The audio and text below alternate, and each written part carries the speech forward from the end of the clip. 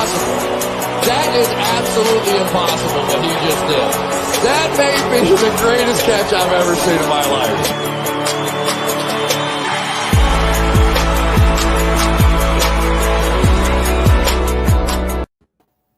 Good morning, and welcome to another edition of the Destination Fantasy Podcast. This is week 3.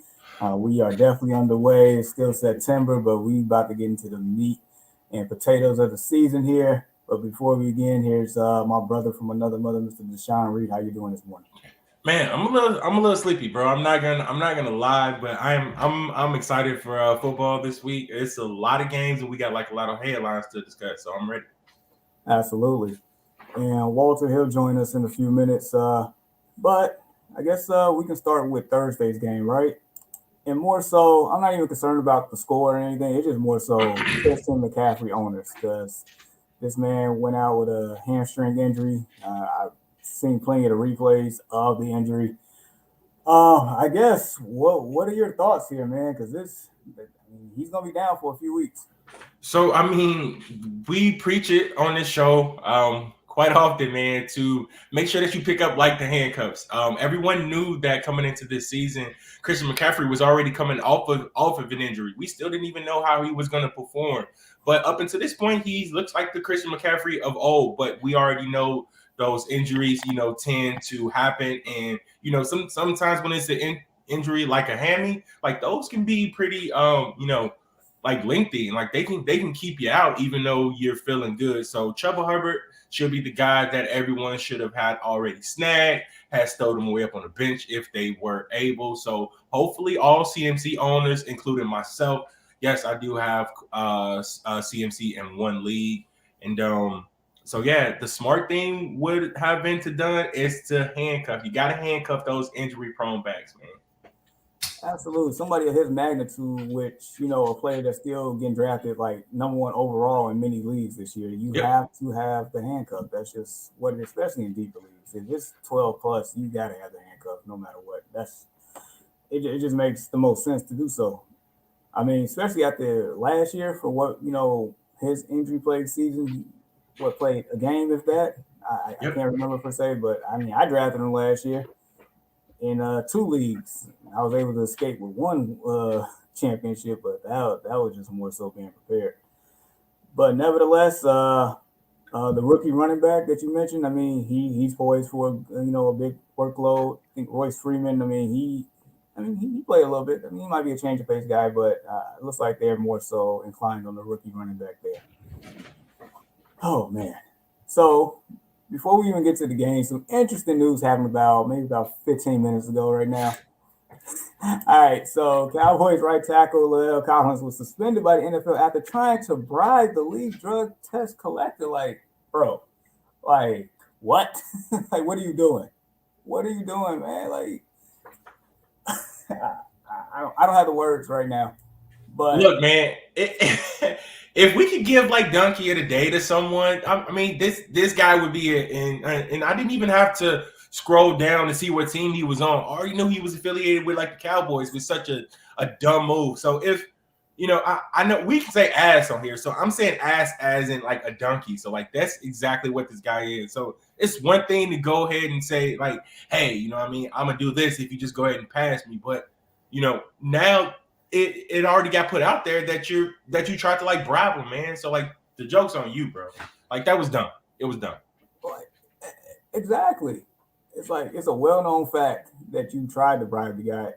At this point, it's like just go home. Don't come back this year. That's just stupid. Like that. At that point, I would assume you was gonna have a failed test. So I mean, just not being responsible. I assume. Tried to slip him with like a Ben Frank real quick.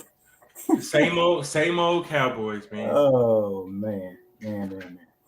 All right, so I guess let's get into these games. There's plenty of activity here. There's plenty of questions that needs to be answered. You're probably gonna have some musical chairs in your lineups today based on what we know so far. So first game we're gonna discuss is the football team at the Bills. So somebody had a bold prediction here. So let us know what it is, man. Yeah, so as you see right there up on the ticker, Stephon Diggs, he's been okay. He just haven't had, he hasn't put his stamp on like the season yet. And Josh Allen is looking to get this guy ready. Again, the Washington football team's defense hasn't been the defense that we thought that it would be coming into this season. So I think they look to get Diggs going early and often in this one. And I think this should be a signature game for Stephon Diggs. 8 catches, 150 yards, 2 scores. I think he's going to find pay dirt twice in this one. Woo. So if Diggs had that type of game, then we should expect Josh Allen to basically follow suit and have a pretty good game as well. Yep, he should follow suit. All right, so we know that for the football team's defense, they have, underachieved so far as their expectations, right? Big facts. The front four, I feel like the front four is still like legit. Legit, for sure. Playing really well. It's more so the back four, the secondary that's just been giving up tons and tons of yards. First to like Keenan Allen and Mike Williams. Then, Amari Cooper and CeeDee Lamb, they still had solid games. And now you bring in Stephon Diggs, Cole Beasley, and Emmanuel Sanders. So, I mean, they're going to be tested again. I mean, I definitely do see Stephon Diggs having a good game here. As far as the football team, do we have, any, expectations? I have Antonio Gibson in a couple of leagues. He hasn't, played to what I have expected yet, but maybe that's just more so tough matchups and maybe getting vultured last week. But I mean, any expectations from McLaurin, Gibson, Heineke? I mean, I think you pretty much named it, Jamar. Like, you still got to roll with those guys, man. You still, minus Heineke, obviously, but you still want to roll with your Gibson, man, because you don't want to sit him in on your bench and then he just pops off for 2 scores. It only takes this guy to be able to clear the red zone to, boost your fantasy value as a team. So I really wouldn't want to sit him. Even Logan Thomas has a little bit of appeal today as well. Terry McLaurin is virtually matchup proof. You love him. I love him. He's a solid, very, very solid and underrated, in my opinion, wide receiver inside the league. So you're going to start him no matter matchup. So absolutely. Look who joined us. Man, a rough morning, man. Eating hot Cheetos and drinking a Zoa energy drink. That's what kind of night it was. Man, I think you and Deshaun went in the same as far as lack of sleep and stuff like that. So we in the middle of our first game. Football team, the Bills. You got that's Deshaun's bold prediction. Any thoughts on this game? No, so when I saw Deshaun, when you posted this, I was like, man, I said that was a good one. That was a good one. I want to see this is going to be a really good matchup. I mean, Josh Allen, he's went through. Who did they play last week? Was it the Dolphins? Miami. Yep. That's crazy. They made Miami Miami's supposed to have a really good defense. They made them look terrible. So this could be a game where we could find out if Washington's defense is everything it's supposed to be. But I agree with you. I think Stephon Diggs is going to have a pretty good game. Absolutely. All right, so moving on to a guy that's, I guess, making his debut and wondering if he's going to have a good game, and this game is near and dear to my heart. I knew it. I knew it. Man, I didn't think it would come soon after, but man, it definitely popped up sooner than what I thought. So. All right, so I mean, it's 2 main things for me in this game. So OBJ, he's back, he's starting. There's no Jarvis Landry, he's on injury reserve for at least 3 weeks. So we got that side of the ball, and then on the other side, we got my boy over there. He making his official debut here against a team that's has Super Bowl aspirations, right? That's what they have. So before we dig into any other players in this matchup, OBJ owners, what should they do in this situation?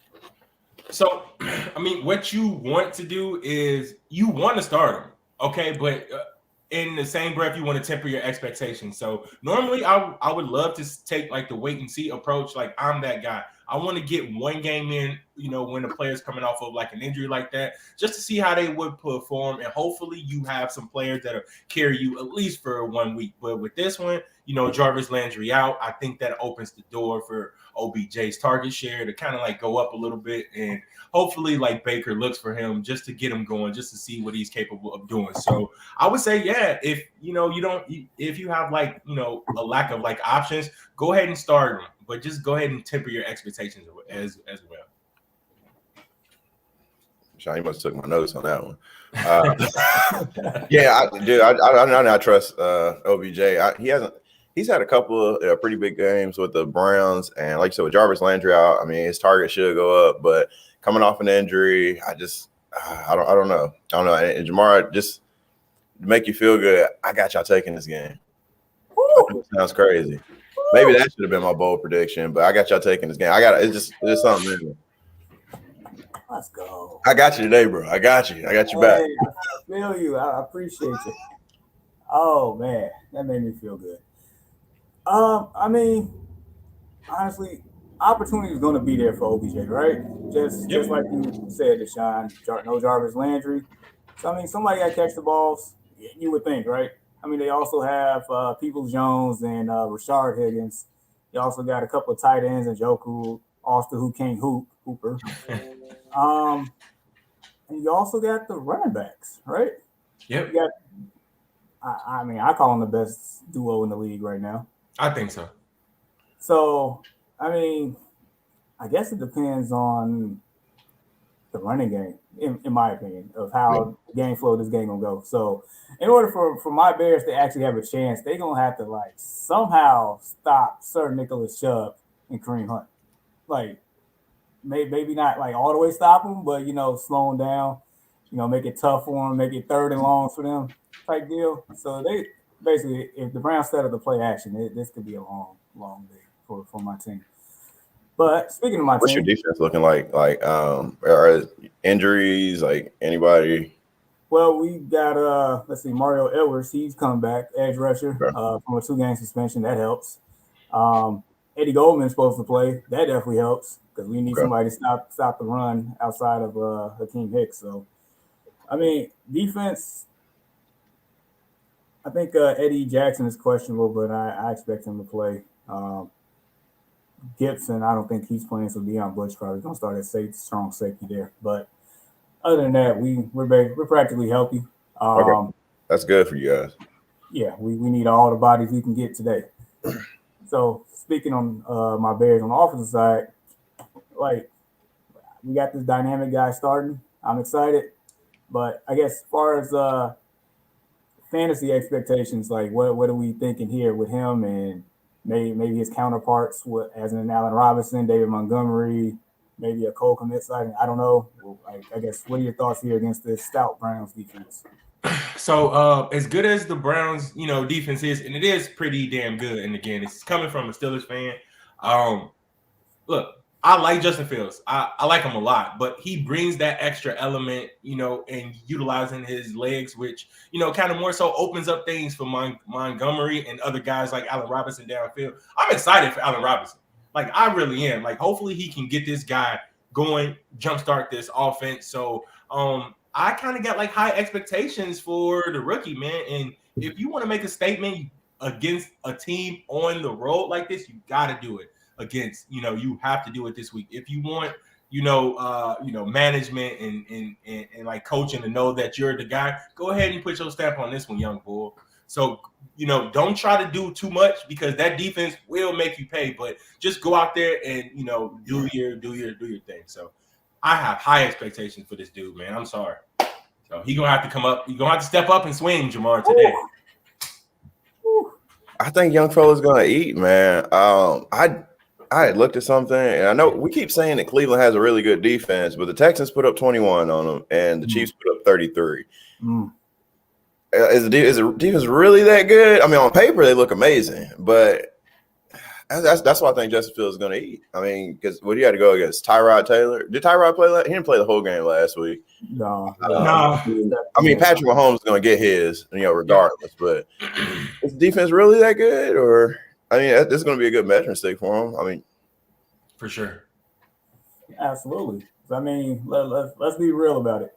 If he comes out and they win this game, if they go into Cleveland and win this game, like that's all she wrote for the rusty guy. That's all she wrote. No more discussion. That's it. I don't know, Jamar. I don't even think he has to. I don't even think he has to win, though, bro. I just think he has to go out. Like, let's just say, like, I'm just going to go ahead and throw out like a stat line. So he's 21 for 34 with 2 touchdowns and 5 rushes for 60 yards. And if he can do that, keep the game close and just move the ball up and down the field, I think he has, done enough to, forget about that other guy, the redheaded stepchild, literally. So maybe he can go ahead and get him out of there, man. So look, I want to see this new Bears team. So I'm gonna be all over this game, bro. Yeah. 1:00 or 4:30. Yep. Oh man, that's gonna be hard for me to watch, but I think we're gonna buy that Sunday ticket today. I need to be able to bounce through that. It's gonna be a good one. And I feel you on that. And just a fun stat. Justin Fields is undefeated starting in the state of Ohio. So, oh my God, more pressure as if he needed it. Oh man! So another game that has a team in the AFC North and a team in the NFC North. We got the Ravens at the Lions. So this is interesting for me, just for fantasy purposes only, because I feel like the Ravens are just gonna stump them. Even though the Lions' offense is better this year, from what I've seen so far. Man. But yeah. I still feel like the Ravens just gonna stop him. So I feel like Lamar Jackson gonna get his, and he's gonna have a super great game. That we just gonna put that aside. It's the tight ends that I find interesting here. I find like T.J. Hockenson might end up. He has a chance to end up as the number 1 tight end this year. He has a chance based on what we've seen so far. And then on the other side, people that draft Mark Andrews is like, where are you type thing? Because they drafted him to be, top 5. And he's, from what I've seen with my own eyes, I didn't even check the stats yet. He doesn't look like it from a fantasy perspective at all. So, like, can Andrews get going? Can he rival Hawkinson's production? Like, this is a perfect game for him to do so. Like, but Mark Andrews owners, like, what to expect for them? Man, I'm glad you mentioned this, Jamar, because like I was thinking the same thing. So you basically took the words right out of my mouth. Look, I know we talked about it offline a little bit. Dude, Hockenson is the real deal. As far as fantasy goes, he looks really, really good, on field as well. So, and that does, come with, the Lions really don't have like that many like good receivers there. So, like, let me just call out his stat line real quick. 8 catches, 10 targets, 97 yards, 1 TD, 25 fantasy points week 1. Week 2 at Green Bay, 8 catches, 9 targets, 66 yards and TD, 20 fantasy points. So, this dude from like a 2-game stretch, if I would cover it up, up his name, you would think it's Travis Kelce playing or Darren Waller or one of those guys. So this dude has been phenomenal, and I think he will be a piece that can carry someone to a fantasy championship. So Hockenson owners, man, you got to be skinning and grinning from ear to ear right now. So definitely do not trade this guy away. And if he has another good game at Baltimore, I'm going to deem him at matchup proof. Love him. So like, let's go up, and have a conversation about Mark Andrews, which I own him in 1 league. So I've been flipping back and forth between him and Fant, and it's like, man, I got to give Fant like the edge right now because Andrews he isn't out there. So I'm not sure if that is just, like you mentioned, Jamar, like game flow, but he just hasn't looked the part. And for someone who drafted him to be a 5, top 5 tight end, he's just not looking. Well, he's not looking like it right now. But if you wanted a game to say like, hey, I'm still here, it has to be against the Lions, right? So I'm expecting at least a regular standard Mark Andrews game in this one, and I'm praying for it, honestly. So,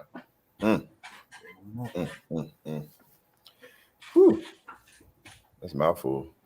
All right, so basically, T.J. Hockenson is taking on like a number 1 receiver role with the Lions. Because I don't think they have a legit number 1 receiver. Let's see, and he also may be benefiting because like the first game, like, I think people are playing their game plan with the Lions more for the run game than they are with the pass game, and that short game, that's Jared Goff. And especially, without a deep field target. He doesn't have the Cooper Kupp or Robert Woods there in Detroit. So, man. Another interesting one. Is that early or late game? That's an early game. Probably just watch the highlights on that one. That's all we're gonna get is highlights off of that one. That ain't, yeah. Oh yeah, you'll see a lot of Lamar Jackson highlights from that game. Absolutely. Just like now Gaming Nation says Lamar going crazy. I can see it too. All of us feels the same way on that one. It's just the question is how many points he gonna get? 20, 25, 30? 30. Hey, what if Goff lights him up though? What if Goff come out there and throw 3-4? And I'm like, he made because of the game flow. I think they're gonna have to throw it a ton in this one, which only adds to Hawkinson's value today. So I think they might abort the run early. They might have to. I think Lamar Jackson, like one of you fact check this, but I think so far he's had at least 200 yards and 100 yards 200 yards pass, 100 yards on the ground. I think in both games. But if not, I feel like this is a game that he's prone that he can do so again today. I could be wrong. I might. So 86. So he had 86 rushing yards at Las Vegas and 107 at Kansas City. But he at least had 200 yards passing for both. Oh yeah. Yep. 235 and 239. Close. Yeah. Very close. So I feel like it's another game that he can duplicate basically that similar stat line and just, put the icing on the cake with a couple of touchdowns. 30 picks for me, man. And just like you said earlier, with Goff having to, probably play from behind here, like now Gaming Nation said, I can see Goff go for 250, 300 yards, but also throw 3 picks though. So and that's a heavy possibility. Heavy possibility. I mean, it's gonna be an intriguing game for me for fantasy purposes, and I'm hoping the Lions lose again. So that's what happened to Jared Goff? Remember that game? I think it was like a year or two ago where the Chiefs played against the Rams, and it was like the highest scoring game ever. Like I was upset because there was no defense. I like seeing some defensive plays. Like what happened to that Jared Goff? I guess I think what happened was in the Super Bowl, like Jared Goff was nowhere to be found.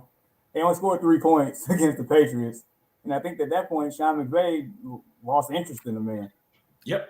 It's just basically how Kyle Shanahan and the 49ers lost interest in Jimmy Garoppolo after that Super Bowl. So, but you're playing against the Patriots, like you're playing against Bill Belichick's defense. Like I get it, but they couldn't even get a first down, man, at a point. It was awful. It's supposed to be this high octane offense. I mean, early in the year, that was probably one of the best regular season games I've ever seen in my life. It was surreal with how back and forth it was going. That was like a pay-per-view, like 12-round boxing match, like the Super Bowl within the regular season. Somebody was playing Madden. It looked like a Madden game. They're playing on rookie though. Like basically. It definitely was no all Madden played. No.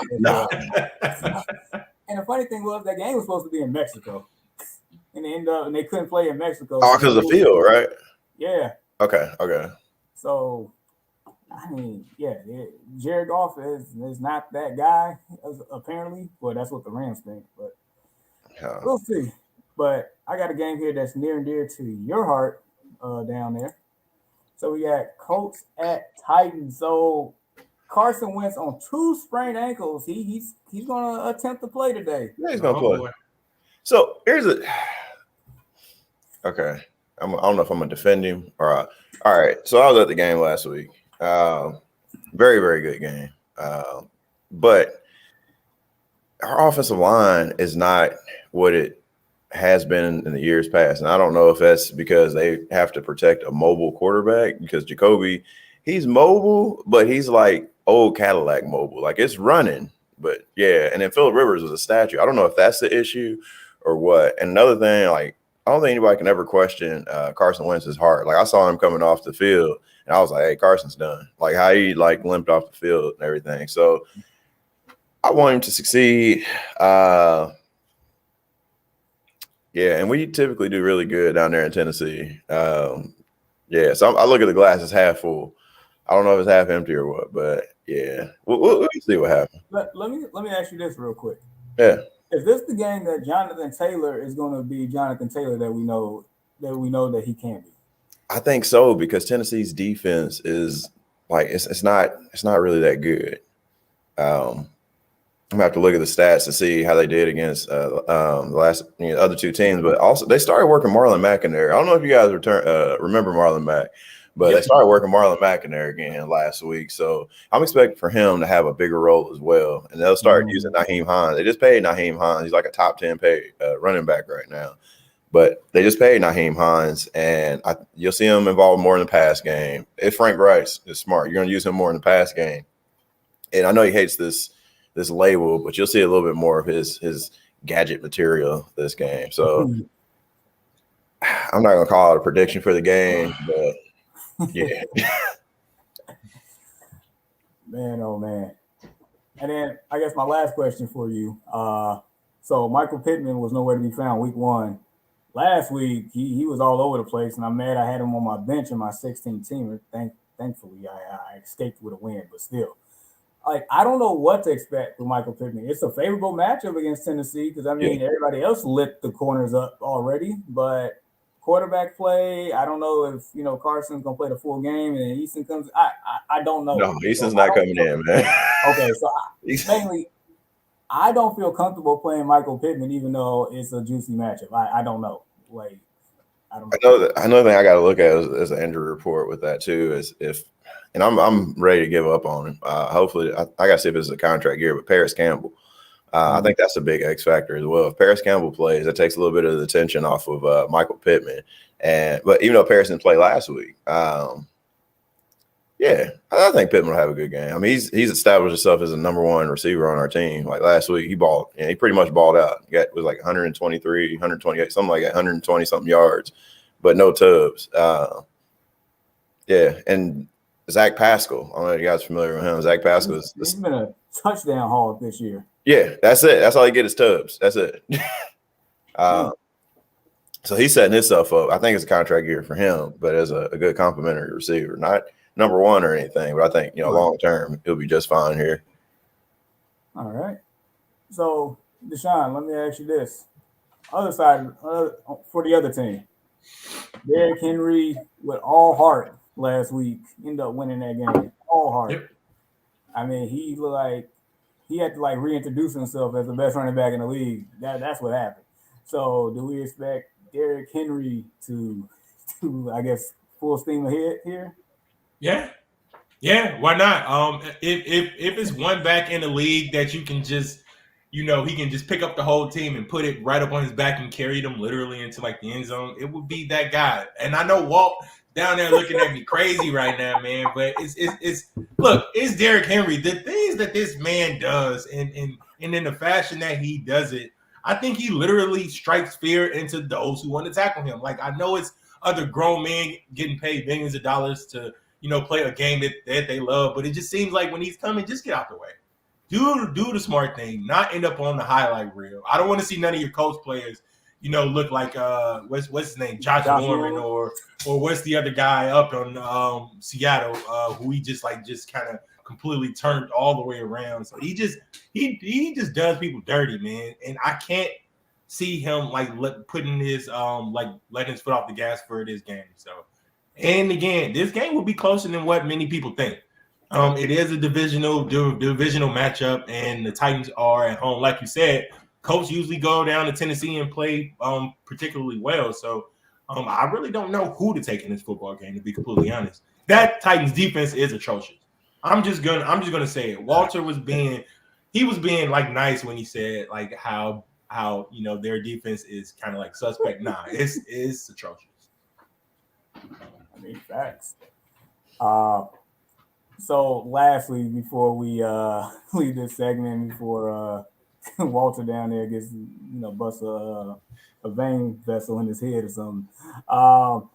So I have AJ Brown in a couple leagues, and I also have Ryan Tannehill in a couple leagues, and I feel like both have been underwhelming so far.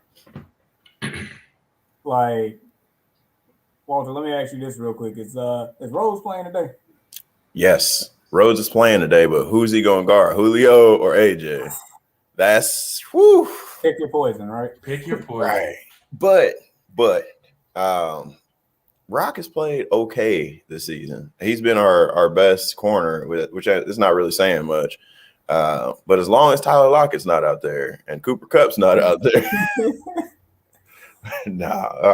So basically, the slot guys that come in and just ball out against your defense right now. Yeah. Okay. This is a game I'm definitely gonna have eyes on for sure. I'm actually excited for that one. Another game that's gonna be highly coveted with a bunch of eyes here, and somebody has a bold prediction here. We got Chargers at Chiefs. Now, go ahead and walk us through this bold prediction, my good sir. All right, I think it's going to be a shootout. Justin Herbert, he hasn't been really exciting this year. He hasn't really played as well as he did last year. But against Kansas City's defense, they allow a lot of big plays. I think that Mahomes is always going to get his, but the reason why I think the Chargers are going to win is because of the lack of defense with the Chiefs. I think the Chargers have a pretty decent defense. And they'll be able to – nobody's going to be able to stop Patrick Mahomes. I think they'll be able to slow him down just enough. And, and Justin Herbert, they're going to slide out here with this dub. Before we even comment on this game, there's a comment here, more so a question, and it pertains to Colts Nation here from my boy Al Williams with the Owls and Pals show. Okay. On Tuesday nights. But basically, what happened to the Colts Elite defense, man? What happened to the Colts elite defense? I don't think anybody has a truly elite defense right now. I think it's going to take a little bit more time in the year for like the true defenses to stand out. We have had injuries that you talk about Xavier Rhodes. We don't have our number one cornerback right now, so you play against these bigger receivers. But we'll see. I think this will be a good game. Everybody on defense is pretty much healthy, so this will be a good game, good measuring stick for them. I'm not giving up on them yet. It's only 2 weeks, with the defense. So we'll see. Like I said, I don't see anybody stopping. I haven't seen anybody just shut anybody out so far. So we'll see. The same thing with the offensive line. It's going to take a little bit of time. A couple injuries, banged up with Braden Smith, and Eric Fisher's coming back. So yeah, you said was they elite last year? Well, yeah, they were pretty good. Yeah, one top defense in the league. They were, and even from a fantasy point of view, they would get forced in turnovers, especially in the red zone. For what I remember, getting sacks. I mean, I guess the schedule was weak last year too, though. I can admit that the schedule was pretty weak last year. So, so this would be a good measuring stick. True, and I guess you all, had your hands full so far this year, right? Oh God, yeah. Like, man, that's like going straight to the bar and just start taking shots. I mean, we're not working our way in. We're not eating any appetizers. Like, we're going straight in, and we're taking shots at Everclear. True. Seattle week 1, the Rams last week, so I'll give you the benefit of the doubt. It's even still this week, though. You got to deal with Derek Carr. It's like, dang, who set this up? Yeah, they wanted to put y'all on blast real quick. Oh, bring it. But yeah, I guess honestly, by the time October, maybe first or second week in October, you get a real feel of what teams going to be on, and then at that point. But we can say the same thing about Cleveland and Washington. It's like these are teams that we're like, oh man, these are top tier defenses, and people are coming in and they're lighting them up. It's like, oh, okay. That's true. And I'm sorry, Deshaun, but like the Steelers, right? Week 1. They were down 10-0. Their defense came in and just second half, special teams did their thing. And then last week, I didn't expect that to happen. I didn't. Raiders put over 37 points. 37 points. I did not expect that. Yeah, so it's going to take a little bit of time, man. We can't make that determination right now. We're going to talk about that a little bit later once we get to my part of the game. So I'm going to take up for my boys a little bit, man. Man, go ahead, man. I had to do it. Look, I got my excuses written down. You know what? Oh, man. But back to this high-octane game here. Look, based on Kansas City's defense so far, they're going to give up some yards here. Yeah. Tyrann Mathieu or without Tyrann Mathieu, they're going to give us some points. That's just what it is. And then we know, like Kansas City offense, they're gonna put up points regardless of who you are. That's just what it is. So, I mean, it's possible. It is definitely possible that this game can be a shootout like it is. I mean, both offenses are good.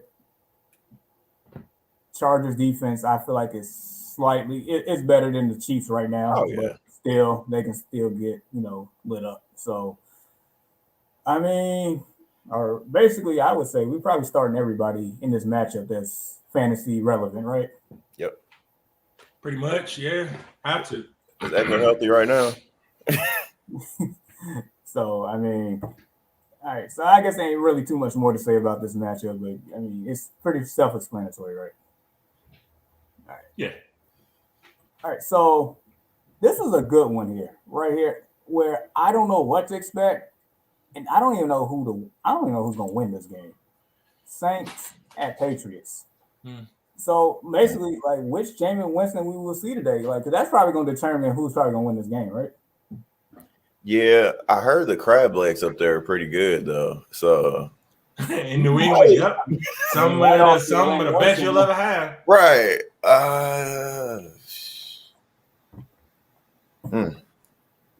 I mean, so week 1, he played probably the most efficient game of his career, right? Yeah. Threw the ball 20 times, 14 passing completions, and then out the 14, five of those were touchdowns. Week 1 was sensational. Last week, I feel like the whole team got punched in the mouth by the Panthers. And I'm still wondering, is that like good Panthers, even though they're 3-0, or that's just bad, Saints? So it's like, I don't know what we're getting today. And the fact that they're playing in New England, which I know New England's defense is actually solid. So what to expect? Well, I think just to jump in real quick, I keep talking about defense. New England's played the Jets and the Dolphins. So this is going to be a measuring stick for them. It's like, is that defense really that good? Like, you play against the Jets and the Dolphins. So like, this is, yeah. So without Tua too. I mean, what is Tua though? I mean, I get that, but when you throw in like a quarterback like Brissett, who hasn't had much time to actually gel with the guys out there, Tua's at least been out there with those guys. So I mean, he's had the whole so he's giving them a better chance. He's had the entire offseason. I mean, and Jacoby is going to be Jacoby. I don't know. This is going to be a pretty interesting game.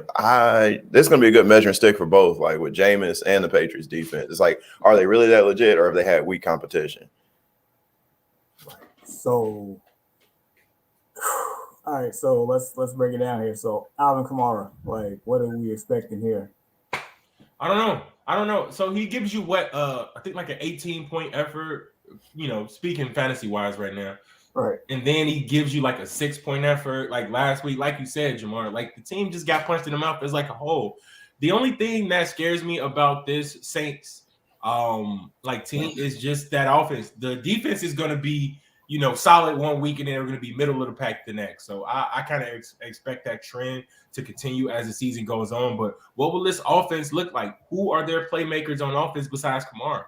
Like, what guy can come in there and change, the tide of like an offense besides Alvin Kamara? So so some of those guys are gonna have to step up and play, bigger than what they actually are.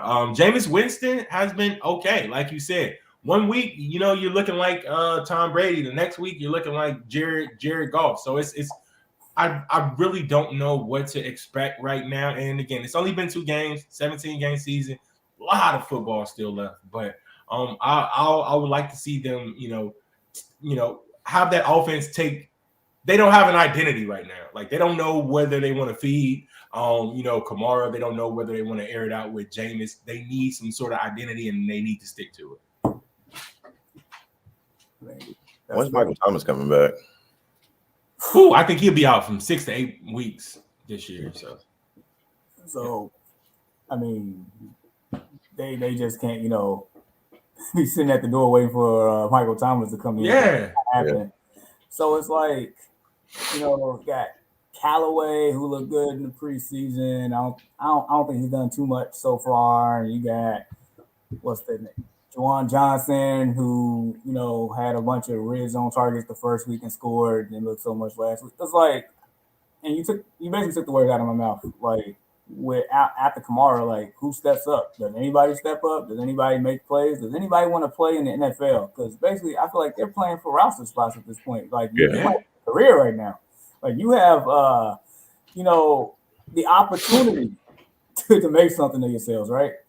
And Deshaun, in the past, I mentioned a few times for far as fantasy wise, like to be a fantasy star is basically opportunity plus talent, and then if you want to sprinkle in like health. Between those 2 and 3 is like that's how you become a fantasy superstar, and that's how you become relevant in this league. So the opportunity is there. I want to assume some of these guys are talented, so it's just more so just do it, right? Yeah, basically you're gonna have to look. Some of these guys gonna have to be like, look, Michael Thomas ain't coming back no time soon. So wouldn't you want to step up and be like, all right, man, like I want to be able to fill that void, dude. You're in the NFL, so we know that you're talented. You made the 53-man roster, so like some of those guys are gonna have to like assert themselves, like not just say, hey, I'm the guy. Take it. Like don't just take it. Know that you're that guy, because what I seen last week was just. I don't know. I really don't know what I saw out of them last week, bro. At all. And then real quick, on that side of the ball, as far as New England, I mean, Damian Harris, I would imagine this would be a tough matchup. But even still, like, and then Matt Jones, like, I've seen Sam Darnold have a decent day against the Saints. It's like, is there anybody in New England that you feel comfortable starting against the Saints? Outside of Harris, no, and that's just because I think that he's like the only one that has a high chance of actually touching like pay dirt. Like that's it. Everybody outside of him, I would probably just leave him where they at. Right, gotcha. And it's not like we're saying that Nelson Aguilar or Kendrick Bourne or Jacoby Myers or Jonnu Smith and Hunter Henry can't have great games. It's just the likelihood of it happening today. Yep. It's probably not happening. Fair enough. All right. So we're going to get into a game that's probably going to score some points here. And 2 ugly teams, but points should be scored. Should definitely be scored. Falcons at Giants. Like, this is a toilet bowl type game, but you definitely have some high octane players here, like Calvin Ridley. I feel like Kyle Pitts might actually, introduce himself to NFL this week and actually have a breakout game. Cordero Patterson, he showed some fantasy value last week. Mike Davis is probably not feeling too good on that. I mean, flip side, you got the Giants. Daniel Jones looked like, the second coming of Lamar Jackson last week to a certain degree. I mean, Sterling Shepard has been, steady and strong so far this year. Yes. Kenny Galladay, I feel bad for those owners because he hasn't lived up to the ADP that he was drafted at so far. So it's like, but mainly Falcons defense is about as trash as it gets in the whole NFL. I feel like a lot of points going to be scored. So who's going to reap the benefits of these points today? I think the Giants will more. You're playing in New York, outdoors. The Falcons they've been extremely underwhelming. Kyle Pitts he hasn't started his Hall of Fame campaign yet, has he? No. Yeah, they pretty much wrote Buddy in the Hall of Fame. I think it was like the first game of the season. They said he wasn't even out there for like half of the plays. So I don't know what that's all about. I see more points on the Giants side than I do the Falcons. So let me ask y'all this. So you said Kyle Pitts, basically began his Hall of Fame tour a couple of weeks ago. I mean, another player in this matchup that they said like that from Jump Street is Saquon Barkley. And so, I mean, if Saquon's gonna have a great game, I mean, this would be the game, right? Yeah. Yep. You would think. And I mean, and that just goes to show you, like a lot about these two teams, man. Sometimes you're only as good as your quarterback, and Matt Ryan has not been that. Like it's dude, this dude has been terrible, absolutely terrible. I really don't have the words. Like, dude, you messing with Calvin Ridley, who I have in 2 leagues. I need you to get him the ball, man. Okay. You said you messing with him like he's purposely just. He is, man. Like I don't know what's going on with Matt Ryan, but it's like you look like a former shell of yourself, and it's like Matt Ryan was always just a very solid quarterback. Never top tier, never back end. He was just like that middle of the pack guy, but man, it seemed like he's getting pushed to like the back of the bus now. So I don't know what's going on. His mechanics look poor. He's out there with happy feet. I don't know if it's because of like the line or what's going on in Atlanta, but like those boys are sorry. Hey, They're sorry. Sean, this kind of goes back to what you're saying. Kind of light bulb went off. Remember earlier we were talking about OBJ. I'm gonna compare that same thing with Saquon. Like, you said you got to have that build up before, and that's what we're still waiting on with Saquon. That's why you got to kind of be cautious with starting him. So, and I put him in OBJ because you know that they can pop and have a big game. You know, OBJ showed it last year against Dallas. I mean, you would have thought that, you know, he was playing on rookie, that game. He pretty much balled out. The same thing with Saquon, but I have him in one of my leagues. I might start him. I mean, just because, I might start him and then try to use it for trade bait. I mean, honestly, if you can get a good game out of guys that, has been, subpar this year, that's not a bad strategy at all. And fell off a cliff. He was MVP 2 years ago, right? I mean, so since the Super Bowl, so Matt Ryan, he's been a B+ quarterback at best. That's how I describe him in his career. At his very best, he's been a B+. He's never been an A- or A or anything. He's just been very good at his peak. And so him fall off a cliff, I mean, he does like to show himself. He looks washed. Like they was calling LeBron the Wash King a couple years ago. I mean, but then this dude is really washed though. He he washed. He sat in the washing machine for a few, smelled like mildew, didn't get it out soon enough. Put it in the dryer, didn't get the wrinkles out. You tried to hang them outside. It started raining again. This dude washed. It is bro. Oh man, that's funny. It's bad. It is bad. And I'll say it again. Cal Pitts, instant Hall of Famer player when you drafted him, but they needed a quarterback, and I said that. You better be looking at it and take one because they probably would have had yours. Yeah. I mean, to every day I'm thankful for how the draft played out in my favor. From the 49ers selecting Trey Lance instead of Justin Fields, for the Falcons selecting Cal Pitts and not a quarterback, for the Panthers and the Broncos were not taking a quarterback, for the Eagles snatching up the Giants pick and then the Giants traded with us. All of that was perfect. And so, I'm thankful, but Falcons, they're sorry, dude. They're just bad. All right, we're gonna get to a more interesting game here, and it's near and dear to somebody's heart here. So we got Bengals at Steelers, and so no Deontay Johnson this week. T. Higgins is doubtful, so I don't think he's playing. And basically, I'm gonna ask this question between Chase Claypool and Jamar Chase here, and then I'm gonna let the Steeler man go deep into it. But Steeler man, but I mean, Chase has been an excellent flex play this year so far. And I've always said, and you know this, if one of the receivers from one of those top 3 receivers from the Steelers is not playing, then the other 2 gets a spike in production for sure. I mean, Chase Claypool always has the highest upside. So who has the better game between the 2 today? I'm gonna go Claypool. I mean, look, Deontay Johnson is a guy, and I'm gonna pull it up as I'm discussing this. So Deontay Johnson has been a target like hog, like he has over the past couple of seasons. So I mean, like you said, Chase Claypool does have the higher ceiling. Jamar Chase has been fantastic. Beautiful name, by the way. He's been Johnson. He's been fantastic. Man, it's so many Johnsons in the league. I can't even find the answer. I mean, okay, so here he is. So 10 targets, 12 targets, right? First, so you got 22 targets over the first couple of games.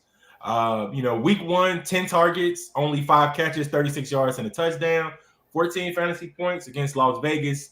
9 catches off of 12 targets, 105 yards receiving, and 19 fantasy points, no touchdown. So Deontay Johnson is like a target hog, and with those vacated targets, I think Claypool will be the number one beneficiary of that. He has a higher upside than Juju Smith-Schuster, even though I think both of those guys actually play well today. Look, in this football game, I really don't know what to expect. I really don't. Last week was just it was like a butcher match. You know what I mean? Derek Carr, got out like the Ginsu, the Army knife, whatever you want to call it, the butcher knife, and just shredded our defense. But before I say that, I also want to say this. We had starters out. We was missing Tyson Alu was out. We already saw what happened to like his ankle injury. No Joe Hayden. TJ Watt was doubtful with the groin. No Devin Bush. A lot of those guys missed significant time. So are they playing today? I know TJ Watt is questionable, but is Hayden playing today? Hayden is playing today. Hayden is playing today. I think Devin Bush even practiced in full Friday, as well as Ben Roethlisberger. So, all of those guys minus Alu obviously, and TJ Watt. I don't think that you should play TJ Watt this game. Set him out. We're home. We're playing a Bengals team. Set him out. We need him for like the rest of the season. Let that groin heal up. But I think it's going to be a better game than what many people think. The question is, the offensive line, can you keep Big Ben upright? Like, this dude is old, man. You know what I mean? And I want to say this because it's been if you're an offensive lineman and your quarterback gets pushed down and you don't help him up, how does that make you look? I guarantee, all those young offensive linemen know not again to leave Big Ben on the ground and not help him up. Like, that's your teammate, that's your brother, that's who you go inside the the trenches with week in and week out. Pick that old guy up, man. Keep this guy upright, and I think we can actually make a little bit of noise this season. But if that offensive line is as poor as it played last week, man, we're doomed. We're doomed, especially in a very tough AFC North. So, just real quick before you go, Walter, with this question. So when you mentioned picking them up off the ground, so it's crazy. So years ago, so for the youngins out there, Brian Leftwich, who's I think is the OC of the Tampa Bay Buccaneers right now. He is. Mm-hmm. He is. He played in the league with Jacksonville. Before he played in the league with Jacksonville, he went to Marshall University, same university that Randy Moss went to.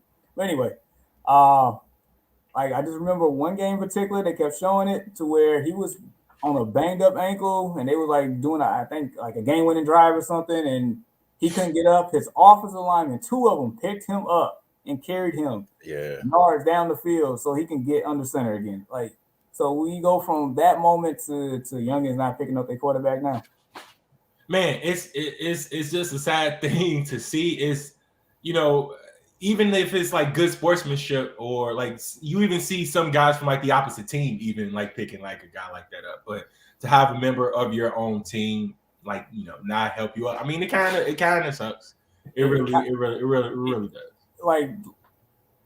For me, my perspective is if a lineman not picking up their quarterback, they don't like that quarterback or don't believe in that quarterback. That's what it seems like to me. If anybody is doing that. All right, so Walter, between Jamar Chase, beautiful name by the way, and Chase Claypool, what are you thinking here? I'm gonna take Chase Claypool, but hold on for a second. So, I like what you guys just said about the offensive lineman picking up the quarterback, because my offensive linemen, they have been doing deadlifts this year, picking up Carson Wentz off the ground. They believe in that man. They believe. So, all right. So in this game right here, Sean, you're gonna be proud of me, but I'm taking Chase Claypool as well. The reason being is because the Steelers have a lot more weapons offensively than the Bengals right now, especially with T. Higgins being a little banged up and the Bengals defense not being, they're not really up to par. So, Chase Claypool. And this year, I don't know about next year after the Bengals draft and a little bit of offseason. But, yeah, rolling with Chase. Gotcha. I said Chase. I meant, Chase Claypool. Bro, I'm like, hold on. I'm like, Chase and Chase. Whoa. I saw that up on the ticker. I'm like, okay, so he's okay. Yeah, I see what he did there. All right. Good one, Jamar. You catching on quick. But now, either way, I feel like this is going to be a great game. Not only because it's a divisional game, but actually both these teams I feel like are interesting. Like the Bengals have weapons on offense. Steelers' offense isn't as competent as it used to be in the past, but I mean, just the overall effect of their defense and the running game and them being well coached, Steelers should win this game, right? Should you would think, man, but I seen stranger things happen, bro. Yeah, that was a great show. Man, where is it, by the way? Stranger Things? It should be later this year. Yeah. What, ain't they like 20 something now or something like that? Like, well, they were already older, like, but how was it? I can't think of that girl's name. She was like supposed to be like the high school chick. Bro, she's like in her mid-20s. Millie Bobby Brown? No, not Millie, the other one. Not Drake's girlfriend.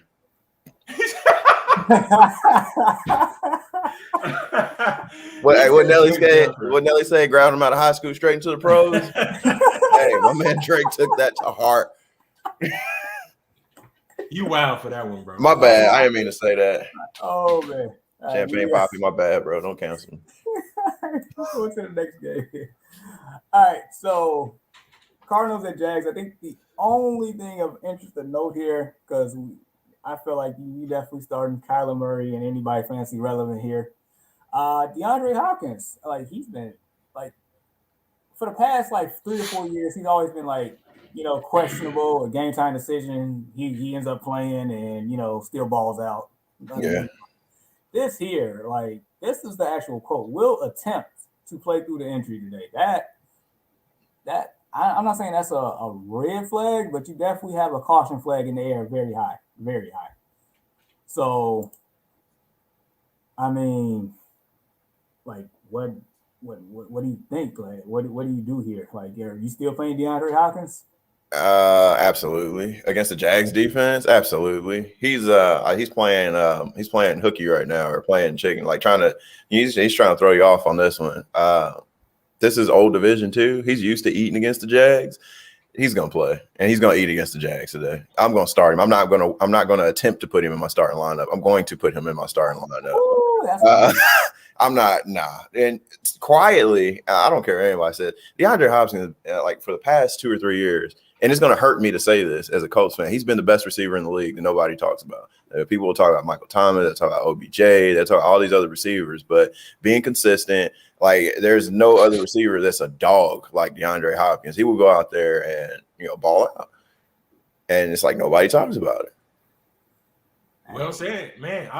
I would have to say exactly the same. I own DeAndre Hopkins in a couple of leagues, namely Jamar, our dynasty league that we're in, and I'm gonna leave him in there too. Like it's just he's just one of those guys that's just gonna play through it. Man, God, I love this guy, man. Like he's on like Deshaun's top 5 list. Jalen Ramsey makes that list as well, but definitely DeAndre Hopkins is just one of those players who like a lot of younger kids like to emulate. Like I see my son out playing like football and he calls out like Hopkins' name and something like that when he's playing with his friends and stuff like that. He's just a likable guy. He goes out there and plays through injuries.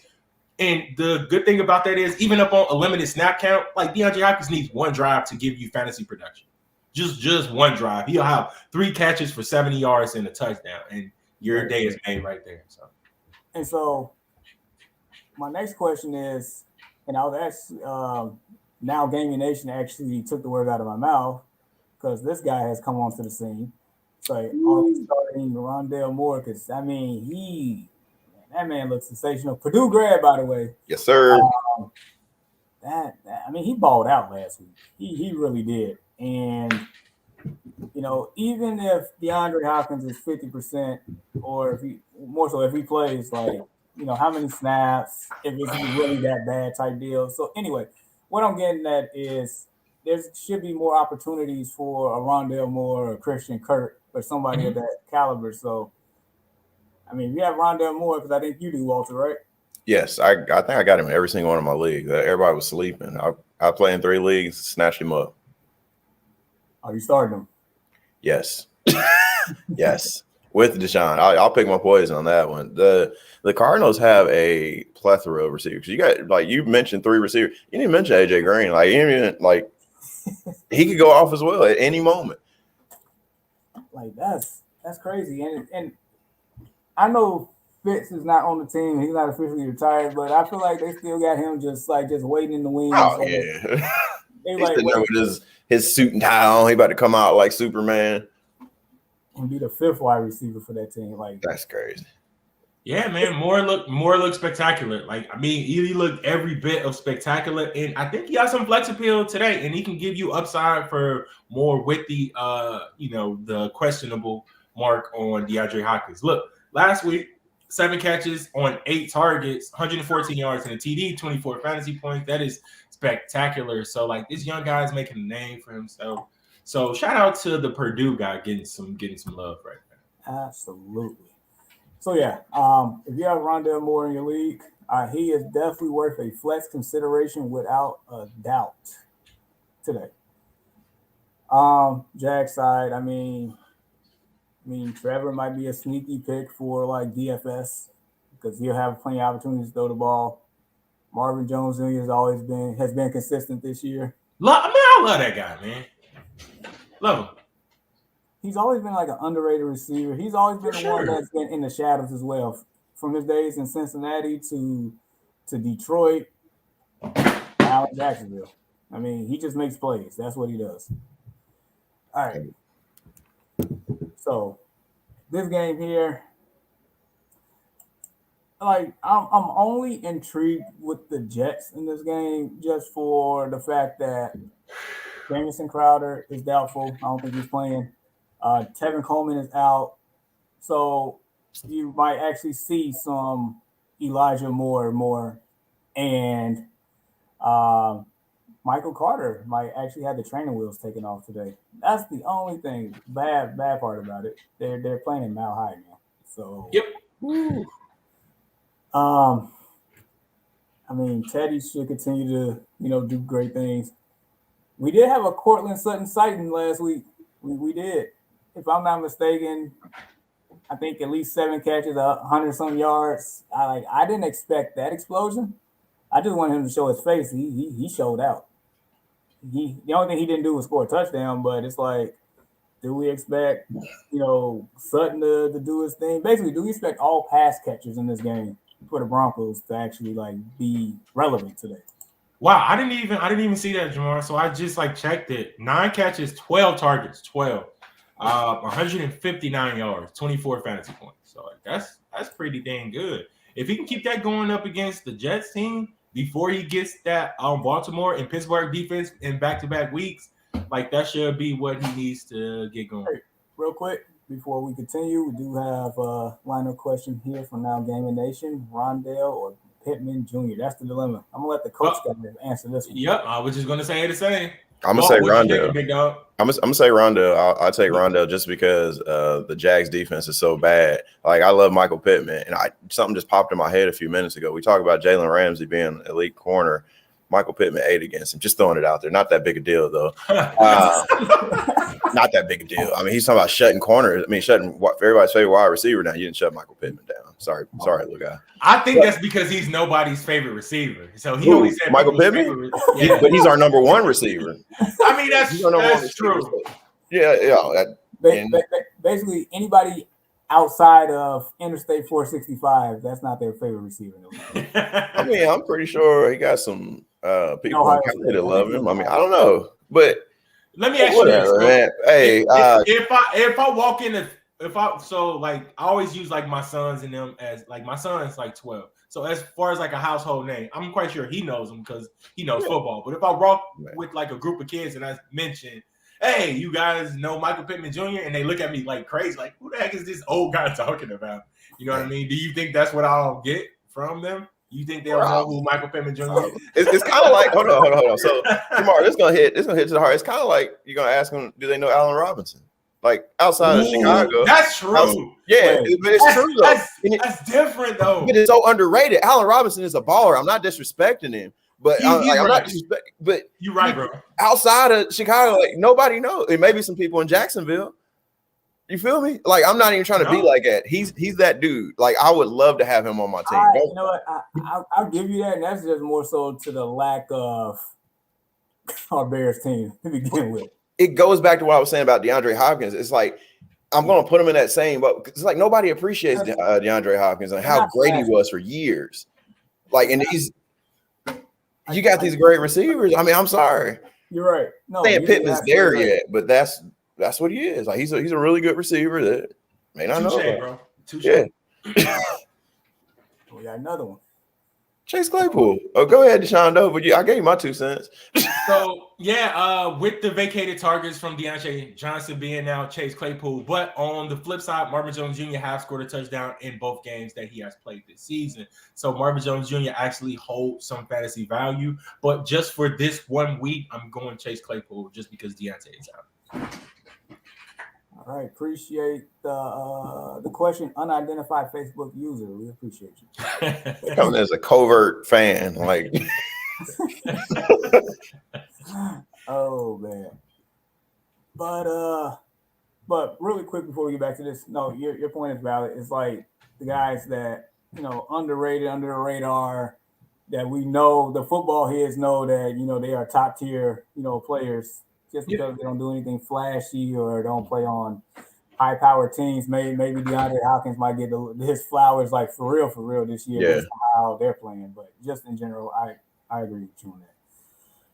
All right, so as far as not being flashy and putting up numbers, Sutton, as you mentioned, 12 targets, 9 catches last week. I forgot the yardage, but I know it was over 156, I believe. 156. Like my gosh, like.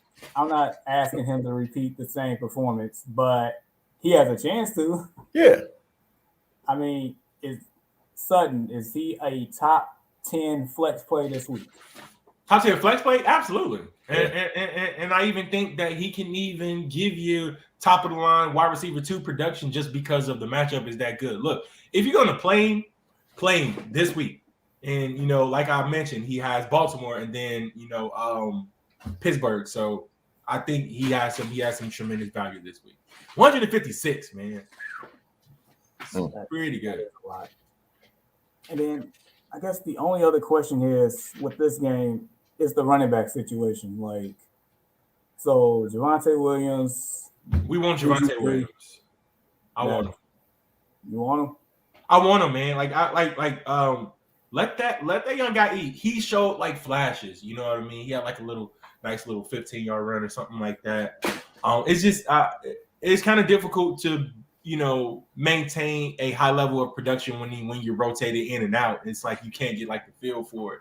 And I know Melvin Gordon is there and he has been proving himself as a capable NFL running back, but make no mistake about it, they drafted this guy pretty high as to be probably the future of that backfield. So I want to let them see him like eat a little bit more. I'm hoping like the Broncos management and coaches are thinking like, hey, if it's going to be a week that we unleash a rookie, why not let it be against the hapless Jets? So hopefully we'll get a little bit of Javonte Williams.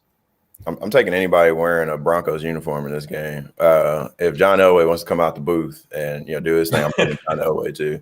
I think the Jets are seeing ghosts on both the offensive and defensive side of the ball. That's my short take on that. Yeah, Broncos will be 3-0. Yeah.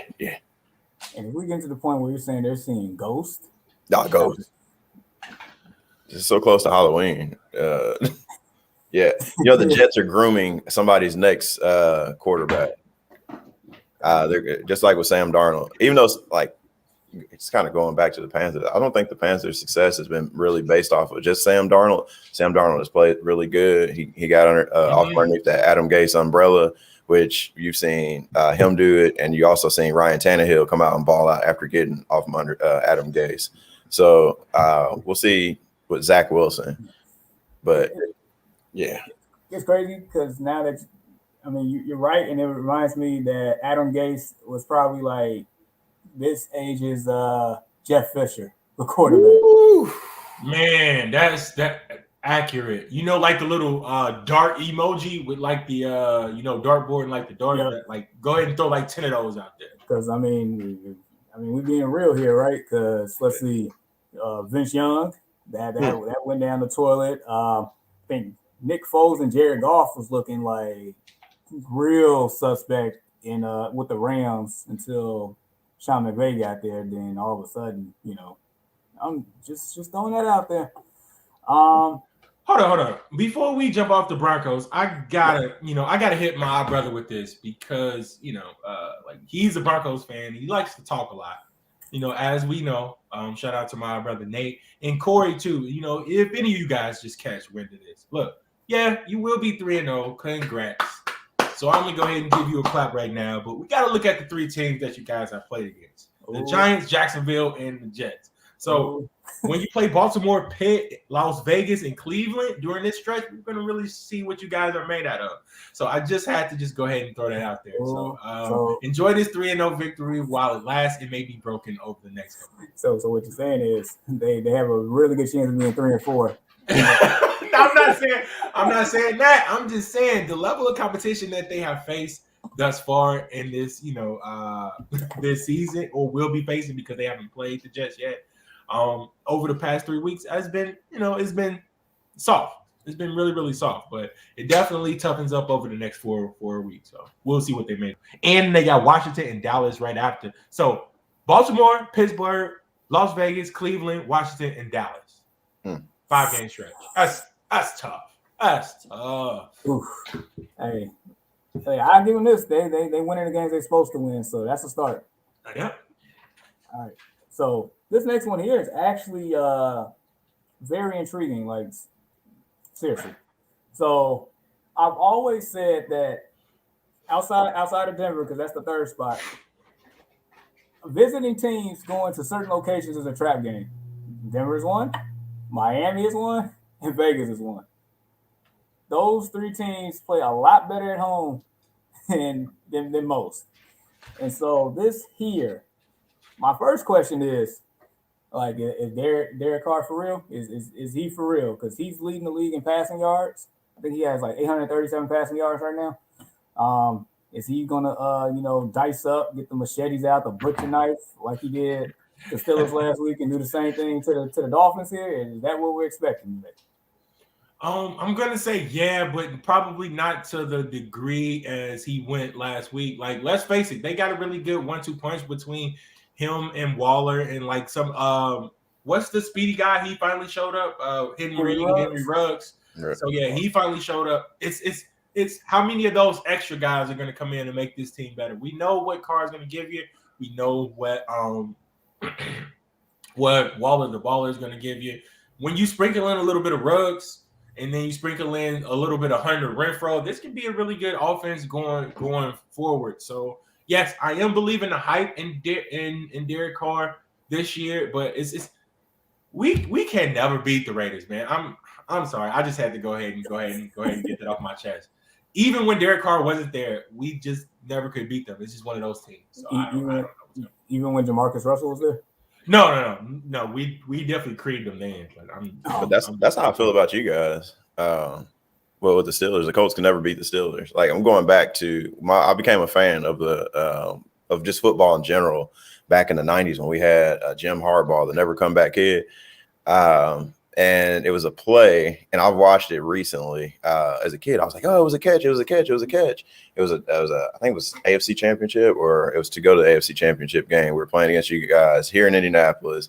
There was a deep pass at the end of the game, Hail Mary, and I was like, "Yeah, we got it!" And it was a no-go. But he dropped the ball, and I just came to accept that within the last year. But every time we play you guys, like, it's like we're always losing. I can't. Y'all should have beat us last year, though. That was a very good game. Was it last year or the year before? It was last year. Remember that one year we had Buddy come in from he plays for Hoyer came in. It was like the worst game ever. Jacoby was hurt. and we had Hoyer came in. I think he threw more complete passes to you guys than he did us. Like, we got introduced to Mika Fitzpatrick. It was like when he first got there, I was like, yeah. That's bad. All right, real quick. So there's no Josh Jacobs today.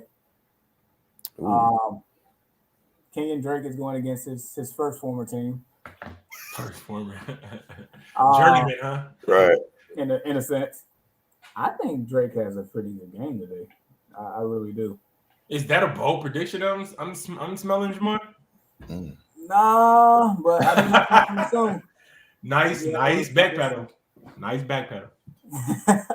But I feel like if I'm Derek Carr, I'm targeting anybody who Byron Jones is guarding today. That's what I'm doing. Nice. Yeah. Let's go. And Darren Waller, it doesn't matter who's guarding him, he's gonna get his regardless. Yep. Dolphins on that side of the ball. When Myles Gaskin get going, I don't expect a lot out of Jacoby Brissett. Damn. But I can expect him to get the ball to the guys who can make plays, so the playmakers. So Will Fuller coming back. Will Fuller, yep. Hold on, with or without PEDs? Without this time. Okay. I don't know if I want that Will Fuller then. I want PED. I want roided up Will Fuller. Hey, buddy was balling. He was. All right, so matter of fact, let me ask y'all this.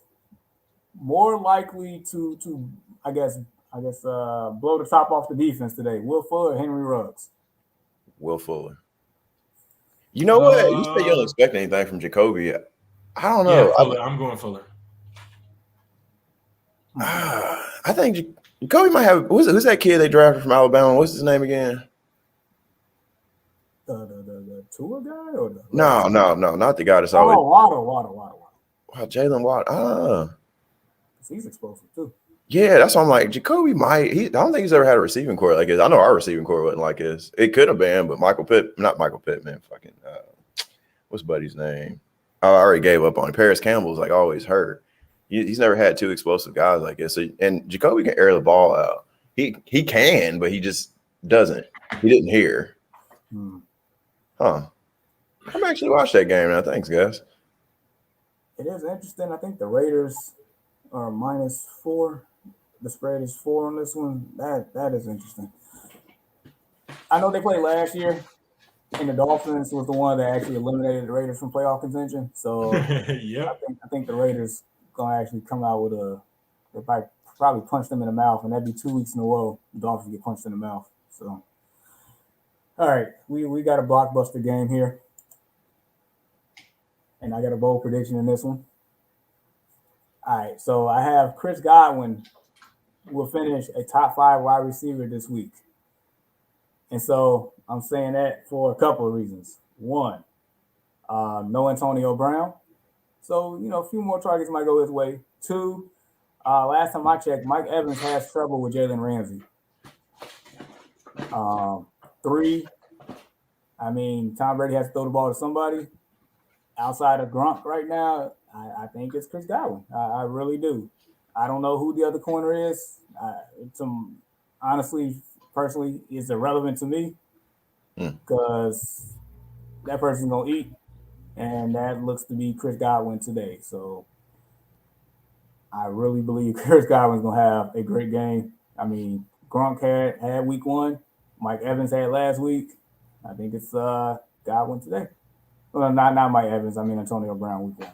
So, I guess my second question is, who has a better game between Cooper Kupp, who's been out freaking standing this year, or Chris Godwin, who is set up to have a monster game as well? I'm going Cooper Kupp, man, and he's been so good. Him and Matt, they're starting to gain that rapport like a Diggs and Allen, or a Aaron Rodgers and Devontae Adams. Like this is looking like a fine bromance here going on, guys. Look, week 1 versus your Bears, 7 catches, 10 targets, 108 yards, TD, 23 fantasy points, right? Like when we said he just can't get any better than that. So against your No, Colts. why you gonna do this, bro? I saw this coming, bro. Like he came at both of us, man. against your Colts. 9 catches, 11 targets, 163 yards, and 2 scores. This guy has been phenomenal. Cooper Kupp owners out there, and I'm quite sure that you picked him as a back-end wide receiver too. His value, like how he was being drafted, I'm quite sure if you have Cooper Kupp, you are close to being 2-0 or somewhere like that. Or like this dude has been outstanding. 23 fantasy points week 1, and he finished that up with 37 fantasy points like last week. He's balling. He's balling in a different stratosphere right now. Sorry, you guys. I didn't even see that coming until I looked down at my little fact sheet right now. He's lying, Jamar. He had that prepared, man. I swear to God. I don't know what you said to you last week, bro. You coming like that? I didn't even see it, man. I did. Wow. Bro, I was getting ready to hit ejecto-ceto card and boot you off this podcast. Yo, I didn't even see that coming. I swear I did. Wow. Dude, that hurts my heart. But I mean, you can't knock how good he's been over the past couple of weeks. Absolutely. He's turning back into the Cooper Kupp from 2 years ago. Yeah. And the crazy thing is I feel like he's going to sustain because he got a better quarterback at the helm. Yeah. So in theory, if I'm saying Chris Godwin will finish top 5, and I agree that Cooper Kupp probably have a better game too, then I'm saying that Cooper Kupp's going to finish in the top 5 too, probably. Yeah. 3, 2, possibly 1. I mean, he's been balling out that well. Thing to note here that I saw, Leonard Fournette is probably going to start this game at running back. So just throwing that out there. Robert Woods, like, are we going to see Robert Woods today? Like, I know he's been in uniform and out there in the field, but are we going to see him? It don't matter when you get that much Kupp. I mean, you winning. Hey, look, I'm gonna leave with this, Jamar. The Kupp is running over right now, man. So yeah, you expect a lot of Cooper Kupp. A lot of them. Yeah, apparently, he said, "Don't let Brandon Price hear that." Look, man, me and Jamar have been saying it. Look, Matt Stafford makes them a legit Super Bowl contender. No ifs, ands, or buts about it. Yes. When you can push the ball like that up on offense, and you got Aaron Donald and Jalen Ramsey and those guys up on defense, like, why wouldn't you be considered a favorite? I like what Matt Stafford is doing. Cooper Kupp is having an MVP-esque season right now as far as wide receivers go. So it's just they're in very good shape. Very good shape. I mean, look, Jared Goff, and look, yesterday's show on the Early Morning Sports Talk podcast, this man said, we already know how he feels about Matthew Stafford, but he also said give praise to Jimmy Garoppolo, and it bothered me a little bit, and so I asked him who's better between Jimmy Garoppolo and Matthew Stafford. He ended up eventually saying Matthew Stafford, but what I'm going with this is, and why I mentioned Jimmy Garoppolo, there's a reason why they traded Jared Goff, who took them to a Super Bowl a few years ago. And McVay was like, nah, that's not the guy. There's a reason why they traded him and a couple of picks to get to get Stafford. And I feel like the same path and formula is happening with Jimmy Garoppolo here, where took him to the Super Bowl, and Kyle Shanahan like, nah, that's not the guy. And they went out their way to trade up for Trey Lance. So I'm just saying, just because you go to a Super Bowl don't mean that you're destined to be that guy. Apparently they found Matthew Stafford on the side of the road, 7 Mile over there, with nobody but a broken suitcase trying to get out of town. Where did you come up with this stuff, man? Straight off the dome, man. So this is a quick little input. I read the story this week, and it really hurt. It said Matthew Stafford was looking for houses in Indianapolis before LA traded for him. Yeah. Just to think, just quick thought, Matthew Stafford with that team. I mean, yeah. I mean, they'll be in Super Bowl contention as well. But Carson. I'm not giving up on my quarterback. I'm not giving up on my quarterback. Are you trying to convince us or yourself? Y'all, I'm pretty committed, bro. Even when we had Jacoby, man, I was just like, you know what? There's a chance. I always look at the glass as half full. I try to look at the upside with everything. So, yeah, that's my outlook in life. I give you that. I mean, your organization gives you reason to feel that way. So I give you that. Mine, on the other hand, has not. So I get you. I feel you on that. So yeah, Robert Woods. Hopefully for the Robert Woods owners, I do not own Robert Woods this year. Thank God.